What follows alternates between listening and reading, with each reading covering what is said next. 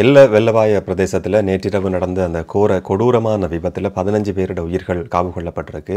அதிர்ஷ்டவசமான்னு சொல்கிறதா இல்லாட்டி வேறு எப்படி சொல்கிறதான்னு சொல்லி தெரியல. குழந்தைகள் இதில் பாதிக்கப்படலைன்றது மட்டும் ஓரளவுக்கு திருப்தி அடையக்கூடிய ஒரு விஷயமா இருக்குது. 6 ஆண்கள் 9 பெண்கள் சாரதி உட்பட 15 பேரோட உயிர்கள் காவு கொள்ளப்பட்டிருக்கு. இந்த விபத்து சம்பந்தமாக ஒரு நபர் ஜீப் சாரதி ஒருத்தர் இப்போ கைது செய்யப்பட்டிருக்கிறார். தொடர்ச்சியான விசாரணைகள் நடந்து கொண்டிருக்கு.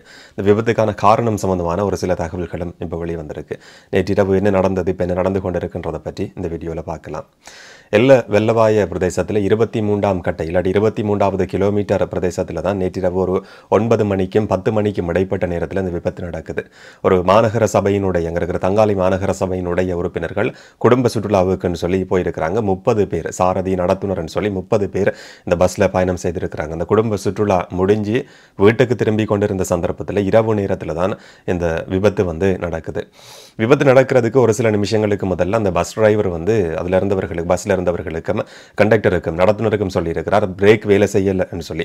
அதிகமான வேகமாக இந்த பஸ் பயணம் செய்து கொண்டிருக்கு. நமக்கு தெரியும், மலையக பிரதேசத்தில் அதிகமான வளைவுகள் இருக்கும். அங்கே இருக்கிற சாரதிகள் எப்படி ஓடுவாங்கன்றதை நாங்கள் பார்த்துருக்கிறோம். சில நாட்களுக்கு முதல்ல ஒரு சுற்றுலா பயணி கூட பதிவு செய்திருந்த வீடியோவும் சமூக ஊடகங்களில் வைரல் ஆகியிருந்தது. அதிகமான வேகத்தோடையும் இந்த பஸ் பயணம் செய்திருக்கு. பிரேக் வேலை செய்யலைன்னு சொல்லி அந்த பஸ் டிரைவர் கண்டக்டருக்கும் பஸ்ஸில் இருந்தவர்களுக்கும் சொல்லியிருக்கிறார். டிரைவருக்கு பக்கத்திலேயே ஒரு நபர் பயணம் செய்திருக்கிறார். அவருடைய வாக்குமூலத்திலையும் இந்த விஷயம் உறுதி செய்யப்பட்டிருக்கு. பஸ் கண்டக்டரும் இதே விஷயத்தை உறுதி செய்திருக்கிறார். பிரேக் வேலை செய்யலைன்னு சொன்னதும் கூட கண்டக்டரோ இல்லாட்டி பஸ்ல இருந்தவர்களோ அதை நம்பவே இல்லை. சொன்ன அவர் ஒரு வயது குறைஞ்ச இளவயது நபர் தான் சாரதி, பெரிய அனுபவமும் இல்லைன்னு சொல்லி நினைக்கிறேன். இப்போதைக்கு வெளிவந்திருக்கிற தகவல்களின் அடிப்படையில் கண்டக்டர்கிட்ட அதை பற்றி கேட்ட நேரத்தில் எனக்கு பெருசாக அதுவும் தெரியாது என்ற மாதிரி அவர் சொல்லியிருக்கிற ஒரு தகவலையும் இன்றைக்கு ஊடகங்களில் பார்க்க முடிஞ்சது. யாருமே பஸ்ஸில் பிரேக் வேலை செய்யலைன்னு சொன்னதுக்கு பிறகு அதை யாருமே நம்பவே இல்லை. முதலாவது வளைவை அப்படியே பஸ் கடந்திருக்கு. 2வது வளைவுக்கு போகிற சந்தர்ப்பத்திலையும் பஸ் சாரதி சத்தமாக சொல்லியிருக்கிறார், பிரேக் வேலை செய்யவே இல்லை, என்னன்னாலும் நடக்கலாம்னு சொல்லி. அதுக்கு பிறகு அவர் சொல்லி ஒரு சில செகண்ட்கள் கடக்கிறதுக்குள்ள எதிரே ஒரு ரேஞ்ச் ரோவர் வந்திருக்கு. அந்த ரேஞ்ச் ரோவரில் மோதி பக்கத்தில் இருந்த ரோடுக்கு பக்கத்திலேயே இருந்த கீழே 800 அடி பள்ளம், அந்த பள்ளத்துக்குள்ள அப்படியே பஸ் விழுந்திருக்கு. 9 மணிக்கும் 10 மணிக்கும் இடைப்பட்ட நேரத்தில் இந்த சம்பவம் நடக்குது. ஒரு காட்டு பிரதேசம், மக்கள் நடமாட்டமே இல்லாத ஒரு பகுதி. அங்கே வர்ற வாகனங்கள் கண்டா மட்டும்தான் உண்டு. அதில் ஒரு சிலர் உயிர் பிழைச்சிருக்காட்டி அங்கிருந்தவர்கள் தொலைபேசி மூலமாக தொடர்பு கொண்டு வெளியில் யாருக்கும் சொல்லியிருக்காட்டி காலையில் வரைக்கும் யாருமே கண்டிருக்கிறதுக்கான ஒரு சந்தர்ப்பம் கூட உருவாகி இருக்காது. 800 அடி பள்ளத்தில் 30 பேர் பயணம் செய்த ஒரு பஸ் விழுந்திருக்குன்றதை நினைச்சு கூட கற்பனை கூட செய்து பார்க்க முடியாமல் இருக்கு. இதில் 15 பேரோட உயிர்கள் காவு கொள்ளப்பட்டிருக்கு. கீழே விழுந்ததுக்கு பிறகு அந்த தகவல் எப்படியோ தெரிய வருது. இதில் மீட்பு நடவடிக்கைகளுக்காக பிரதேசத்தை சேர்ந்தவர்கள், எந்த பிரதேசத்திலிருந்து வந்தவர்கள் சொல்லியே தெரியாது. சமூக ஊடகங்களோட பங்கு இதில் மிக முக்கியமாக இருந்திருக்குன்றதை இன்றைக்கு செய்திகளை பார்க்குற நேரத்தில் விளங்கிக் கொள்ளக்கூடிய மாதிரி இருக்கு. சோசியல் மீடியாவில் நிறைய பதிவுகள் போடப்பட்டிருக்கு. அந்த சந்தர்ப்பத்தில் உடனடியாகவே ஊடகங்களையும் தகவல் வழி சமூக ஊடகங்களையும் இந்த மாதிரியான உதவி தேவைன்னு சொல்லி சொன்னப்பட்டதுக்கு பிறகு அந்த பிரதேசத்தை சேர்ந்தவர்கள் எல்லாருமே மருத்துவர்கள், மீட்பு நடவடிக்கைக்கான குழுவினர் சொல்லி வந்திருக்கிறாங்க. சுற்றுலா பயணிகளுக்கு மலையேறிகளாக செயற்படுறவர்கள் ஏற்கனவே அவங்களுக்கு இருந்த அனுபவத்தையும் இதுக்காக பயன்படுத்தி கொண்டிருக்கிறாங்க. தீப்பந்தம், கயிறு என்று சொல்லி அந்த பிரதேசத்தை சேர்ந்த மக்களினுடைய, அந்த பிரதேசம் மட்டும் கிடையாது, சுற்றி இருக்கிற பகுதிகளை சேர்ந்தவர்களினுடைய ஒட்டுமொத்த உதவியோட மீட்பு குழு அந்த இடத்துக்கு வர்றதுக்கு முதல்ல ஹெலிகாப்டர்கள் பயன்படுத்தப்பட்டிருக்கு. நூற்றுக்கணக்கான ராணுவ உறுப்பினர்கள், மீட்பு நடவடிக்கை குழு பயன்படுத்தப்பட்டிருக்கானாலும் கூட எங்கிருந்து வந்தவர்கள் என்று சொல்லியே தெரியாத நபர்களினுடைய உதவியோடு தான் முதல் கட்ட மீட்பு நடவடிக்கைகள் முன்னெடுக்கப்பட்டிருக்கு. இன்னும் சொல்ல போனா அங்க வந்தவர்கள் எல்லாருமே தங்களுடைய உயிரை பணையம் பேச்சு இதுல காயமடைஞ்சவர்களை மீட்கிறதுக்கான நடவடிக்கையில ஈடுபட்டிருக்கிறாங்க. அதுல குறிப்பிட்டு சொல்ல வேண்டிய 2 நபர்கள் இல்லாட்டி 3 நபர்களினுடைய ஒரு தைரியமான செயற்பாடு என்றது கட்டாயம் பாராட்டியாக வேண்டியிருக்கு. 2 பேர் இதுல காயமடைஞ்சிருக்கிறாங்க. 15 பேர் காயமடைஞ்சவர்கள் பஸ்ல இருந்தவர்கள். காப்பாற்றுறதுக்குன்னு சொல்லி போன 2 பேர் காயமடைஞ்சிருக்கிறாங்க. அதுல ஒருத்தர் ஐசியூல தீவிர சிகிச்சை பிரிவில் அனுமதிக்கப்பட்டிருக்கிறார் என்றதும் ஒரு கவலை தரக்கூடிய விஷயம். இன்னும் ஒரு எஸ்டிஎஃப் உறுப்பினர் கூட இன்றைக்கு அவர் சம்பந்தமான அதிகமான செய்திகள் பதிவுகளை பார்க்க முடியுது.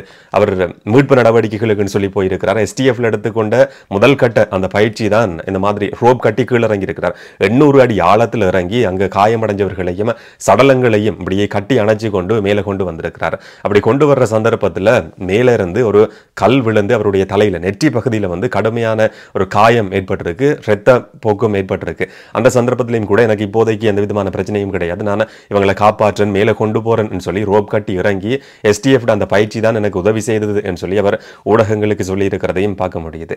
எஸ்டிஎஃப் பயிற்சியை பெற்றுக்கொண்டு பாதாள நடவடிக்கைகள், போதைப் பொருள் கடத்தலோட சம்பந்தப்படுறது, துப்பாக்கிச்சூடு நடத்துகிற நபர்கள் இருக்கிற ஒரு நாட்டில் அங்கே பெற்றுக்கொண்ட பயிற்சியை பயன்படுத்தி தன்னுடைய உயிரையும் பணையும் வச்சு ஒரு உறுப்பினர் இந்த மாதிரி மற்றவர்களோட உயிர்களை காப்பாற்றி இருக்கிறார்ன்றது உண்மையிலேயே பாராட்டப்பட வேண்டிய ஒரு விஷயம். அவரும் கூட இப்போ வைத்தியசாலையில் அனுமதிக்கப்பட்டு சிகிச்சை பெற்று வர்றாருன்ற செய்தியும் வெளிவந்திருக்கு. இன்னும் ஒன்று ஒரு டாக்டர் சம்பந்தமான தகவல், பாலித்த ராஜபக்ச என்று சொல்லப்படுற ஒரு மருத்துவர் சம்பந்தமான தகவலும் இன்றைக்கு அதிகம் பேசப்பட்டு வருது. எல்லா ராஜபக்சக்களும் மோசமானவர்கள் கிடையாதுன்றதுக்கான ஒரு செய்தியாக கூட நாங்கள் இதை பார்க்க முடியும். அந்த மருத்துவர் இரவு நேரத்தில் இந்த சம்பவம் நடக்குது. ஒரு ஜேர்னலிஸ்ட் கால் பண்ணி சொல்லியிருக்கிறார், இந்த மாதிரியான ஒரு ஆக்சிடென்ட் நடந்திருக்கு, மோசமான ஒரு விபத்து நடந்திருக்குன்னு சொன்னதும் அவர் உடனடியாகவே ஹாஸ்பிட்டலுக்கு போயிருக்கிறார். போற சந்தர்ப்பத்திலேயே டாக்டர்ஸ் இருக்கிற அந்த குரூப்ல, வாட்ஸ்அப் குரூப்ல மெசேஜ் எல்லாருக்கும் சொல்லி இந்த மாதிரியான ஒரு சம்பவம் நடந்திருக்கு என்று சொல்லி தெரியப்படுத்தி இருக்கிறார்.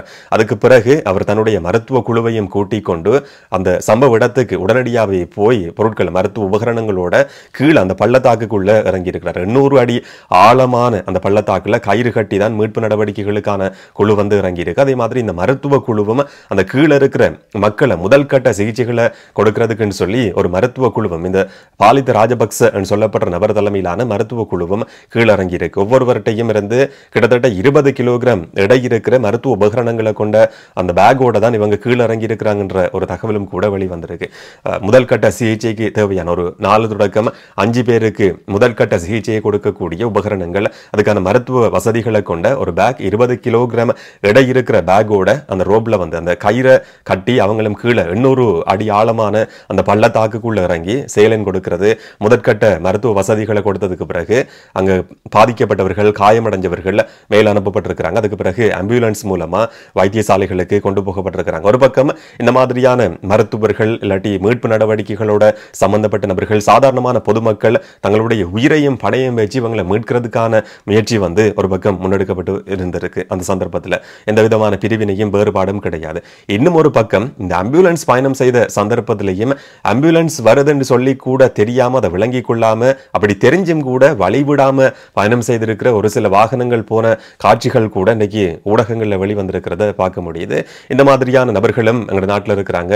மற்ற பக்கம் ஆம்புலன்ஸுக்கு கூட வழிவிடாத சந்தர்ப்பமா ஒரு ரேசிங் ஓடுற நபர்களும் கூட எங்க நாட்டில் இருக்கிறாங்கன்றதுக்கான ஒரு உதாரணமா கூட இந்த சம்பவத்தை பார்க்க முடியும். அப்படியா இருந்தாலும் மீட்கப்பட்டிருக்கிற நபர்கள் இப்ப ஹாஸ்பிட்டல் அனுமதிக்கப்பட்டு அவங்களுக்கான தீவிரமான சிகிச்சைகள் கொடுக்கப்பட்டு வருது.